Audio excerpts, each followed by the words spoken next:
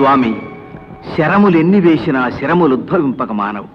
ఉదరంలో అమృత భాండముంది, నాభిలో అమ్ము నాటితే నాశనమవుతాడు. కుక్షికి గురి పెట్టడం కోదండ విద్యకే అవమానం.